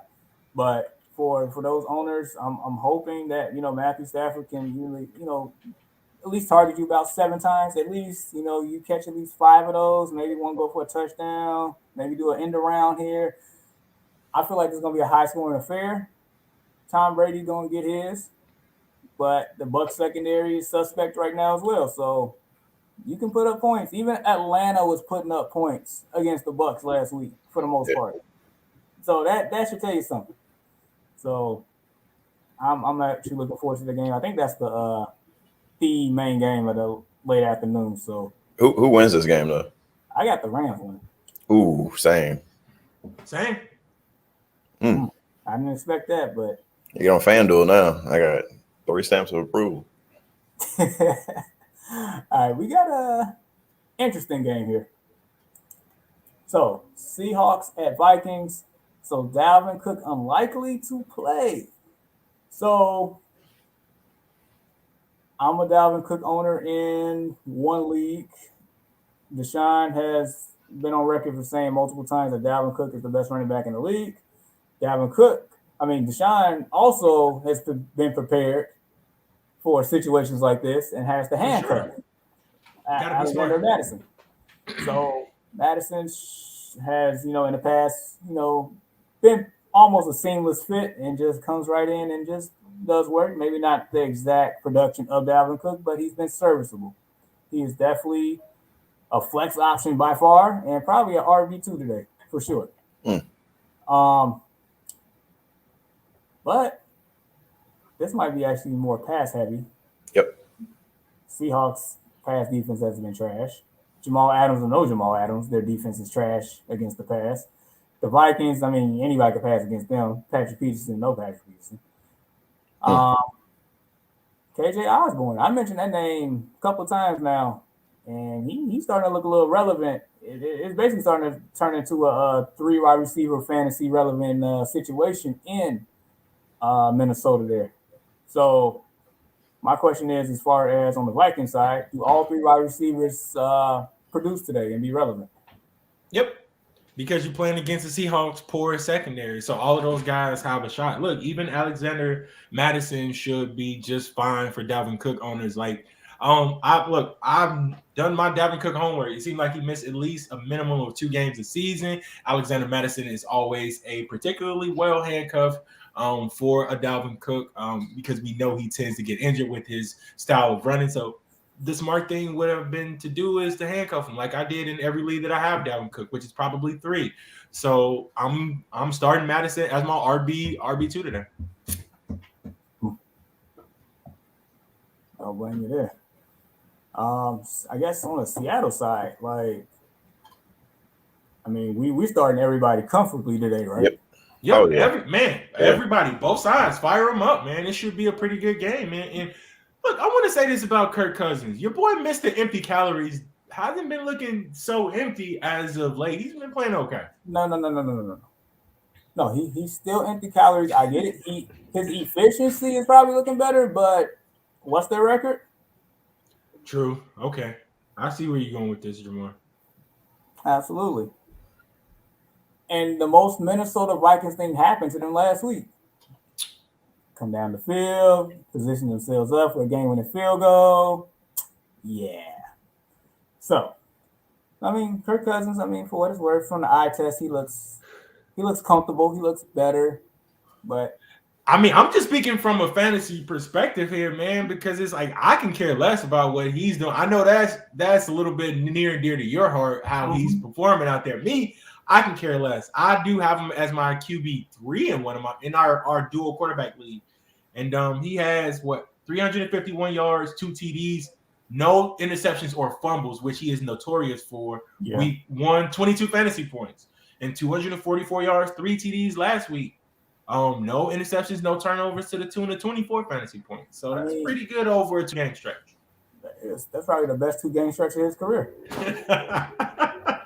The shade, man, the shade. I got plenty of it for that. And Minnesota's what? Their record's what? 0-2. Oh. Okay. Yeah. Hey, like I said, man, I don't care what he's doing you? as long as he keeps up playing well, and I think that does carry into Seattle just because of their defense. Looks like he got Cleveland after and Detroit, followed by Carolina. So I mean, maybe we could see a little bit more Kirk Cousins being productive here for at least the next couple of weeks. Maybe. I mean, I got a friend of mine who's a football team fan. He was talking about Kirk Cousins years ago, and I mean, it's easy to get those stats when you're playing from behind. That's true. And that's where the empty calories come from. Yep, I'm with you with that, Jamar. I don't know if he's watching the pod. Hopefully, he is. Like I mentioned. Okay, so let me ask y'all this while we still up on the subject. So, is Dak Prescott empty calories? Yes. Because that's how he got a lot of his stats, man. Because they are last year, man. Last year, and the year before that too. Yeah. Before he got injured. So facts. I would say this year, they're not empty calories this year. They're actually within the game, and they actually won a game last week. So I can't call him. He has more worthy calories that's a part of your daily diet instead of Kirk Cousins. Okay. And I know let's just say just because he's a Viking, that's how it's gonna go. Just say it, Jamar. I was saying this when he was a football team member, but I just know after 0-2 comes 0-3, and that's what's happening to Minnesota today. Oh yeah. All right, so an interesting game here. The Sunday night game. Packers at 49ers. So one thing to note on the Packers side, they'll be starting a third-string left tackle tonight. So I don't know what to expect from Mr. Cadillac Converter Stiller, Mr. Nicolas Cage playing a Tom Brady movie. I don't know. I in all seriousness, of course, week 1 he was a complete dud, sitting on the sidelines without a care in the world. Last week, all I know is if the game ended at halftime, I mean, Lions won that game. The second half, he started to look more like himself. He really did. At the Bay, the team that he really wants to play for, with a third-string left tackle going against a monstrous pass rush. What are your expectations for him? I mean, are we tempered expectations? Are we saying that he's matchup proof? He's the MVP for him? Not yet. Not yet. Nah, you got to let him warm up a little bit, and this is going to be a really good game. Sunday night game. Yeah, I'm staying up for this one. Oh, is this a Sunday night game? Yeah. Man, I'm gonna miss that one because of work. That sucks. We'll message you in the group chat. Bet. Keep me updated. Seriously. But it's are any of you Aaron Rodgers owners? Aren't you one, Deshaun? Aaron Rodgers, yeah, I do have Aaron Rodgers in one league as well as Aaron Jones in the same league, and both of those guys carried me to victory last year. So I said this past week. So I'm sure Mr. Four touchdown dude showed did his thing. Are you who's your second option for quarterback? In that league that I have Aaron Rodgers in, mm-hmm. I can tell you in just a second, sir. Just give me 1 sec. I think that is in the destination pod. It looks like I got Ryan Tannehill against Indiana. So I guess the question is, Are you considering the switch, or are you sticking with Rodgers in this one? I'm definitely sticking with Aaron Rodgers on this one. All right. I feel like he got something to prove, in my opinion. So he has to go out there and ball. And it looks like they actually have the better matchup on paper. San Francisco's secondary hasn't, like what Walter was saying. I think like the defenses, it takes, it's like that car that you have to, like that 1980s like Chevy, that you have to make sure that you go outside and warm up before it gets going. So I think it's going to be maybe somewhere middle of the season before we see these defenses like really started, like punching opposing teams inside the mouth right now. So I think Aaron Rodgers wants to come out and make a statement in this football game. Hey, as long as he keep throwing to Aaron Jones, which I think he had 3 receiving touchdowns last week or something like that, which was like, let me see that. Yes, 3 touchdowns receiving, 41.5 fantasy points last week. So yeah, as long as they keep doing that, I'm in very good shape. Man, so got one here. All right, my guys, Goff or Cousins? I traded Allen away. Stop playing fantasy. Traded Allen. I'm guessing he's saying Josh Allen. Yeah, stop playing fantasy if you've done that. What are you doing? Whoa! Who is this? Wait, man? no. Wait. Why? No. All right, so time out. So I'm assuming he traded Allen away to get help in an area that he needs more help in. Maybe for a stout running back. Let me ask you this. Yes. So I want to know. No, I'm talking to the Facebook user with just the silhouette right there. So I want to know exactly what you did to actually trade Allen away. I'm not saying that it's kind of tough, but for Allen to be an MVP caliber, so if you helped out, like if you were missing like a running back, or you were missing like a wide receiver or tight end, and you got like one of those elite guys in whatever respective position that is, then I'll thumbs up that one. I just want to know, what did he do to trade Allen away? But I'm gonna go ahead and answer his question. Yeah, I'm gonna go ahead and answer his question. I'm definitely rolling with Mr. Empty Calories today. Wow. And that's Kirk Cousins, by the way, over Jared Goff. He said he got Henry. Yeah, so okay, that was worth it. Especially this year. All right, my bad. You can keep playing fantasy. My bad. I'm with you, bro. Yeah. Okay. I like that. Look, you got to see who's on the free agent market too, though. I mean, because if those are your only 2 options, there's some guys that are available, that should be available, that will they could possibly have better games than both of them. But if it's just these 2 are the best options, then I would say empty calories. Yeah, I would have to. Better matchup. Seahawks defense is atrocious. At least I know the Ravens defense got a post. Yeah, and the way that he's been playing, I mean, like I was saying, like how okay Kirk Cousins has been from a fantasy perspective, you should feel pretty confident in starting him. And I think he has top 10 quarterback play written all over him just for this week's matchup. Yeah, so we're in agreement there. Nice, Derek Henry. Okay, with the flip Josh Allen for Derek Henry, like that's kudos. Yep. All right, so other side of the ball, real quick for the Niners. So let's see. Mostert's out for the year. Yep. Hasty's not playing. Injured. Elijah Moore's shoulder, he's doubtful. Injured. So this is starting to look like Baltimore all over again. So we got Trey Sermon, who coming from a concussion. I guess he's cleared and going to start. They also signed Kerryon Johnson. Remember that name? Off the practice squad. He'll be active, and they got some, I think, rookie super late round running back as well. So do you trust any of these backs tonight?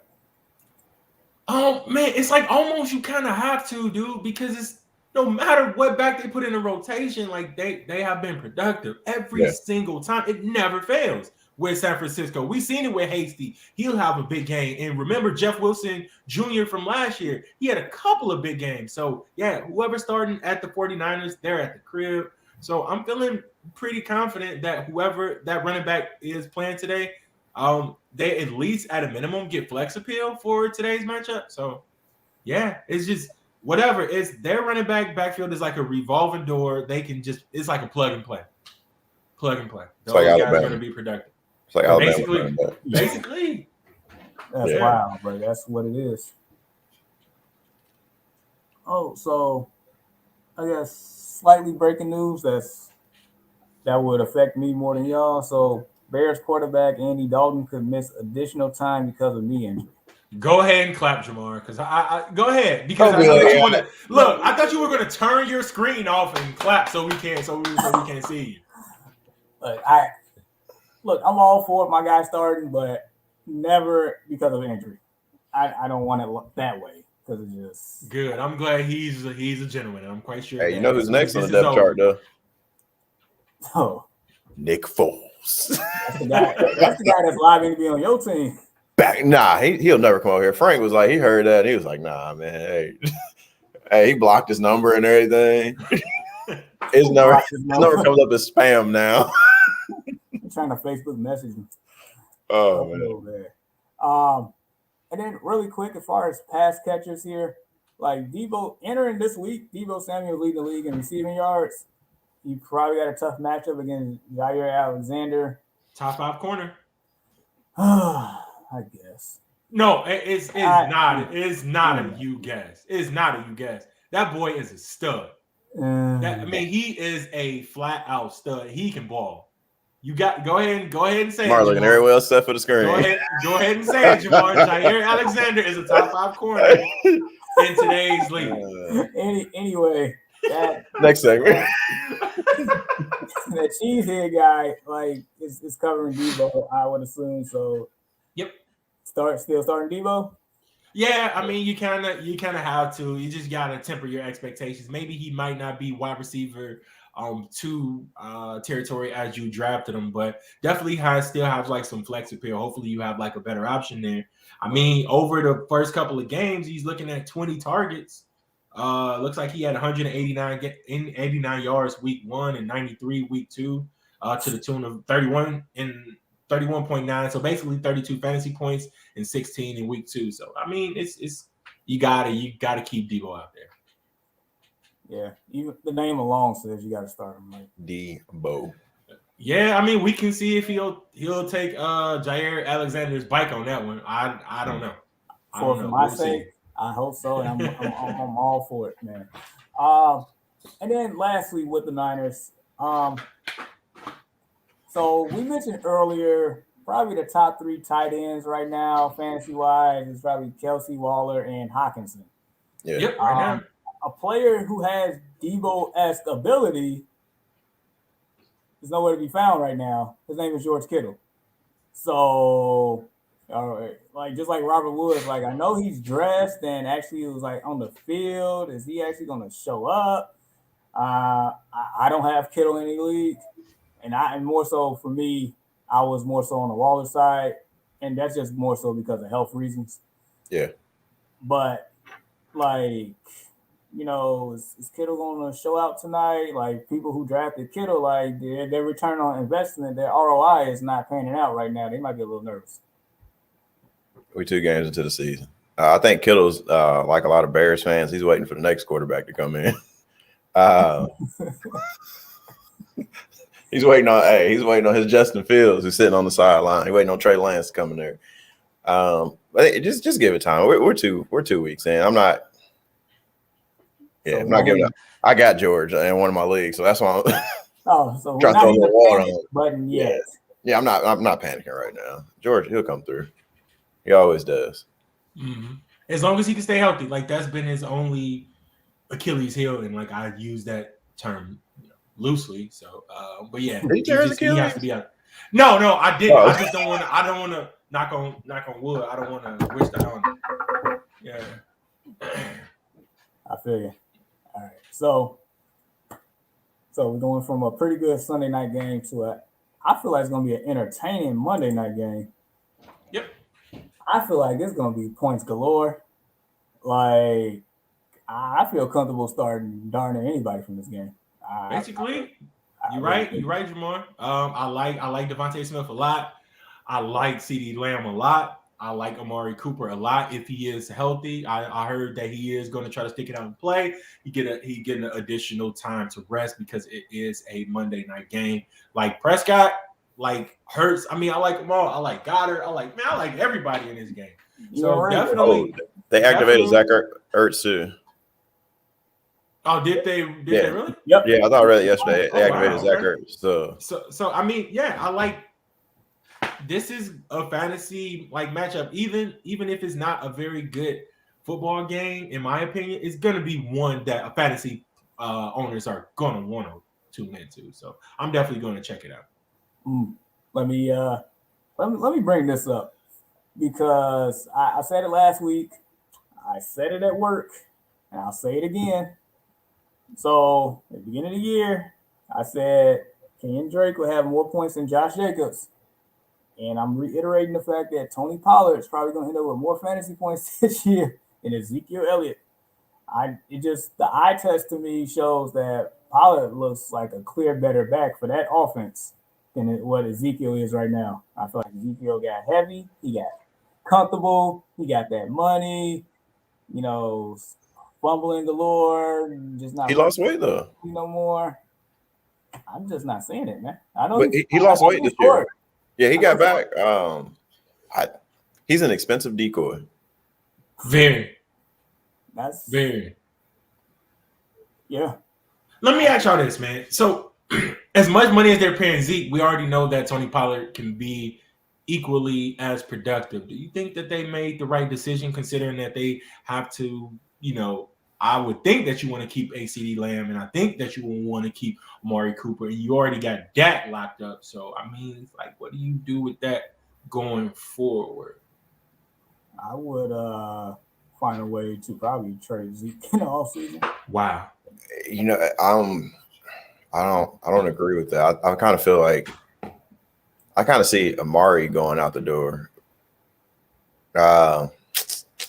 Reason being is you still got Gallup and you got CD Lamb. So, they can be your two receivers. And Amari is hurt a lot, and he's expensive as well. We just talked about what you said. Amari's going to try to go today. It's like it's always something with Amari. And that goes back to his LA days Right. Yeah. But I would say this, like, we didn't know who Dak Prescott was until they traded for a number one wide receiver, which was Amari Cooper. If I'm them, I was like, I want to keep Amari around a couple more years just until CD Lamb actually officially is that guy. But what's the price tag though? Like, yeah, what's the price tag? And we're just going to fantasy. I mean, there's so many receivers out there that it would be like cheaper options, and getting rid of Amari would give CD Lamb more of an opportunity to kind of step up, and because you got to target both of them. While you're out, Dak has to target both of them. And you said, what is Dak Prescott? He's a tan Kirk Cousins. Oh, yeah, I said it. Y'all wrong, man. I said it. Wrong. Any Cowboys fans out there, my bad. I'm sorry. That's what he is. Empty calories. Empty. He said it. He said it down there. I'm this guy right here. Yep, I said it. I want all the smoke. I am so clipping it. Dang. Man, dude, we got to, bro. What? We got to do that. What? A tan Kirk Cousins. Kirk Cousins, man. I love Dak's personality. It's nothing personal against him, but we kind of talked about that before. It's like, yeah. when you're playing from behind, you're going to get, your stats are going to be amazing. But do you see Dak going in? He not lying. Love it. Love it. Thank you. Now Gaming Nation. Who is this person? I don't know if it's yes.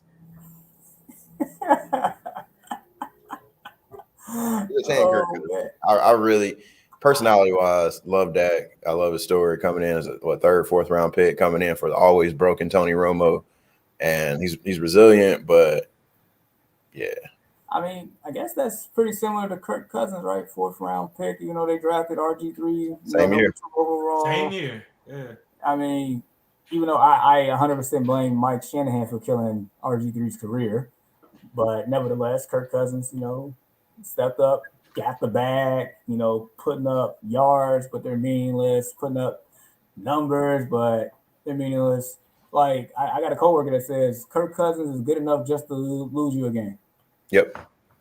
And then going back to Dak, you remember, was it the first year they played really good and Zeke didn't know if he wanted to play football or deal with his legal cases and stuff? When Zeke was out, I mean, how did what was he? I mean, that's to say he's an expensive decoy because, just because his first 2 games weren't, blockbuster games, you still got to account for Ezekiel Elliott. You can't let Zeke get free. And I think a lot of times the teams game plan for that. And they're like, well, Dak's gonna, he'll give you something, but it's like this. So like the game plan for Zeke, and they for the most part has been shutting him down. He hasn't looked like the Zeke in about 2.5 years now. That's what it seems like. But you insert Tony Pollard, and he just running with a burst and finding holes and catching the ball out the backfield. Just ball. That's 2 different backs.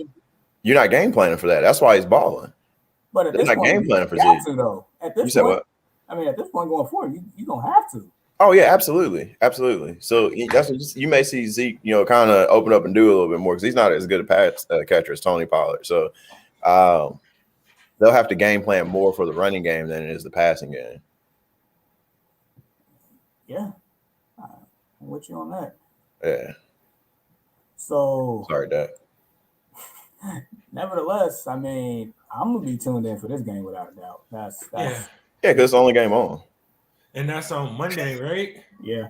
Yes, and I will be able to watch that game. So at least I'll get my fair share of that one. So yeah, we basically went through all the games. We are here. Is there anything we missing? Anything? Hey, can I give a quick little shout out to I've noticed something a lot lately. I've seen a lot of people like jumping in, asking questions on the Facebook page. That's like super dope. Like people, let's see, subscribers, keep doing that. I love that interaction, like things that we miss out on during the podcast, and it just kind of keeps us active during the week. I love seeing it, so greatly appreciate it. It is. It's been a pleasant surprise to just have people engage in stuff. I'm enjoying it. It helps me get through the week, especially dealing with 9 to 5 stuff. So oh yeah.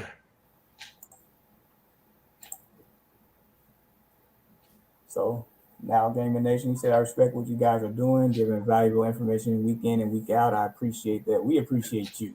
Big time, bro. Big time. I feel like you already are a part of the Destination Fantasy, family. So we appreciate you big time, my guy. And good luck to you today, by the way. Absolutely. Matter of fact, I don't know if you're in our Facebook group or not. If you're on Facebook, please come join our group. I'll put the link in the bio here after we're done. Wait, is that a mimosa walk down there? Nah, dude, I'm drinking this. All right, I'm gonna show it up. We're not sponsoring anything. I'm drinking a Zoa energy drink. This is the Rocks energy drink right here, and this one right here has 0 sugar and like 15 calories. I am struggling. Word? Yeah, bro. It doesn't taste bad. I've seen Meyer with his little cardboard cutout. I'm like, I buy him by the case. I mean, how is the taste though? It's not bad at all, man. Like for it to be now, he has some with sugar in it. You got to pay attention to the label. But this one with 0 sugar, I really like it, and the flavors like pineapple, coconut. Yeah, and so on the last couple of podcasts, I'm not even gonna lie to you. Have I had any little good morning sauce? Absolutely, kind of. I don't know if I've ever done it. I put it in your coffee. Hopefully, my mom's not watching. Come on. Oh man. Look, as always, man, you can find us, man, on Apple Pod, Spotify, Pandora, Amazon Music, iHeartRadio, and other platforms. Look, it's no excuse not to, if you can't see us visually, give us like a listen. Like I tend to listen to podcasts when I'm on my way to work, on my way from work. Like I don't listen to like too much music. I definitely like to pod up nowadays. So definitely check us out if you can. Again, check out the Facebook page as well as the YouTube page, which we are streaming live right now on. Definitely make sure you check it out. Hit that like button, sub up. We will be here week in and week out helping you win your fantasy league. And all the the questions, the comments, the likes, it is all greatly appreciated. Absolutely. One-stop shop for everything he just said, thedestinationfantasy.com. Be on the lookout for some gear coming next month. I've been working on some things. I know last year we had some going, maybe the year before, but definitely been working on some things, so be on the lookout for that. What we got about 2 hours and 40 minutes to kick off. 90 minutes before the game, you get the who's in, who's out active list right there. I will be, answering, starting sit questions on social media, on Twitter, on Facebook. Until then, getting my lineups together. Dude, in this 16-team league, like, bro. So, as you know, finding players at this point is like, it's thin. Yep. About as thin as Tom Thibodeau's hair right now. So, all right. So, basically, the dude I'm playing against, he has Deontay Johnson. Of course, he's not playing. He has Jarvis Landry. Of course, he's out. He doesn't have a wide receiver to play. You got to start 3 wide receivers in this league. He has 2. He doesn't have a wide receiver on his bench he can play. And there's a lot of good guys that he has on this team that if he drops, and this is one of those leagues where you can pick up somebody instantly. Like that's love. So I'm like just waiting to see if he's going to drop somebody or he's going to be in a lineup just with 0 points there. Man, you sound like a vulture there, Jamal. Dude, I am licking my chops, boy. Whatever it takes. Dude, you would think I was Sylvester chasing Tweety or Wile E. Coyote at the road runner. Boy, I am licking my chops, just pouncing, ready to like Mufasa in the pouncing lesson. That's what I am. But yeah, man, this was great. We will see you all next week. If you're in the group, we're in there every day.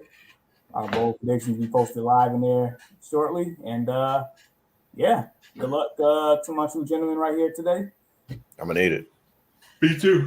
Likewise, because last week was not a good week for me. I would not speak of that. But me either. Let's not. It happens. That's the beauty of fantasy. So, all right. So for my brother Deshaun, my brother Walter, Jamar, Destination Fantasy, peace out. See you all next week. Much love.